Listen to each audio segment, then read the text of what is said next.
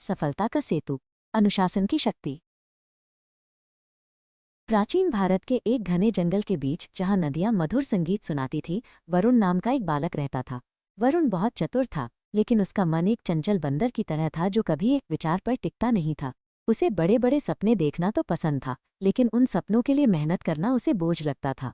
हर सुबह जब सूरज की पहली किरण धरती को छूती, वरुण अपनी चादर और कसकर ओढ़ लेता और मन ही मन कहता, बस थोड़ी देर और। उसके गुरु, महान आचार्य चाणक्य, अनुशासन के प्रतीक थे। उनका मानना था कि समय संसार का सबसे बड़ा धन है और जो इसे व्यर्थ करता है वो अपना भविष्य खो देता है। हर सुबह भोर के समय चाणक्य नदी के तट पर खड़े होकर सूर्य को अर्घ्य देते थे। वे जानते थे कि सफलता का मार्ग कठोर परिश्रम की ईंटों से बनता है। वरुण, चाणक्य की गंभीर और शक्तिशाली आवाज गूंजी। जागो, जो समय की कद्र नहीं करता, समय उसे पीछे छोड़ देता है। जब वरुण आखिरकार अपनी सुस्ती त्याग कर गुरुजी के पास पहुंचा, तो चाणक्य ने उसे मिट्टी का एक जलता हुआ दीपक दिया। पुत्र, आज तुम्हारी परीक्षा है, चाणक्य ने शांत स्वर में कहा। तुम्हें इस जलते दीपक को पहाड़ी के शिखर तक ले जाना है। यदि लौ बुझ गई तो तुम्हारा प्रयास विफल माना जाएगा। याद रखना, बाहरी हवा से अधिक तुम्हारे मन का भटकाव इस लौ को बुझा सकता है। वरुण ने आत्मविश्वास के साथ दीपक थाम लिया।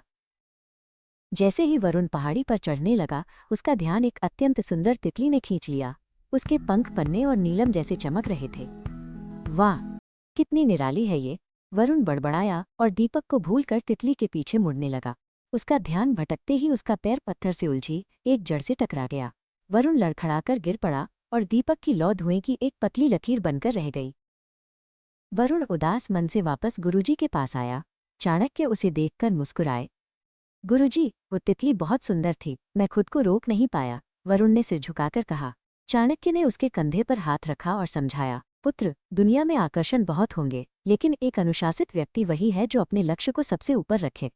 अनुशासन स्वयं को सजा देना नहीं, बल्कि अपनी इच्छाओं को सही दिशा देना है।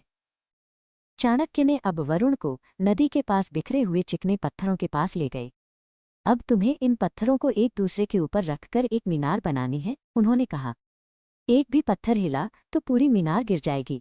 ये कार्य धैर्य और पूर्ण एकाग्रता की मांग करता है।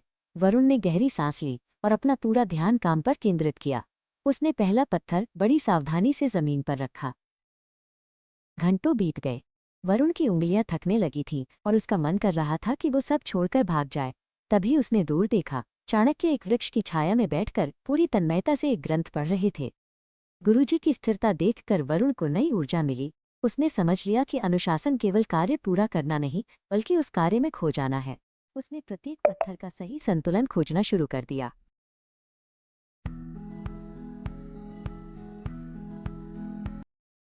जब सूरज ढलने लगा, तो पत्थरों की एक ऊंची और स्थिर मीनार खड़ी हो चुकी थी।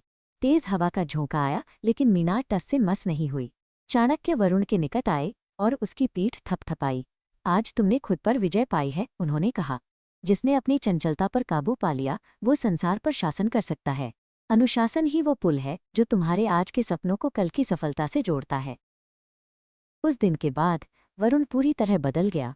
वो अब भी तितलियों को देखता था, लेकिन अपने लक्ष्य को पूरा करने के बाद। वो सूरज उगने से पहले जागता और अपने हर काम को पूरी निष्ठा से करता। चाणक्य ने उसे राजनीति, कूटनीति और न्याय की शिक्षा दी। वरुण ने सीखा कि प्रतिभा तभी फल देती है जब उसे अनुशासन की खाद मिले। उसकी एकाग्रता अब एक अचूक तीर की तरह थी।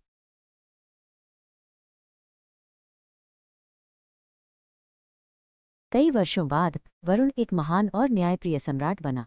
विदित नाम का एक छोटा छात्र उसके पास शिक्षा लेने आया। वरुण ने उसे वही पत्थरों की मीनार वाली कहानी सुनाई। उन्होंने विदित से कहा, अनुशासन के बिना जीवन उस नौका की तरह है जिसका कोई नाविक न हो। वह लहरों के साथ बहती तो है, पर कभी किनारे नहीं पहुंचती। चाणक्य की दी हुई वो सीख आज भी एक दीपक की तरह वरुण के महल और मन को रोशन कर रही थी। Like and subscribe. Click on the bell icon for more videos. Share and follow.